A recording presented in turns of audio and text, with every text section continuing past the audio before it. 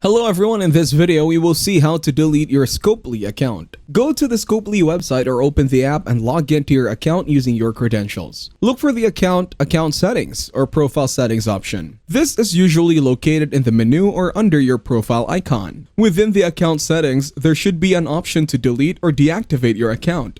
It might be labeled as delete account, close account, or something similar. When you select the option to delete your account, you will likely be asked to confirm your decision. This might involve entering your password again or providing a reason for deleting your account. Follow any additional instructions provided by Scopely to complete the account deletion process. This could include verifying your identity or confirming your decision through an email or SMS verification. Once your account deletion request is processed, you should receive confirmation that your account has been deleted or deactivated. Be sure to check your email for any confirmation messages from Scopely. If you found this video helpful, you can thank me with a like and subscribe to the channel. See you in another video.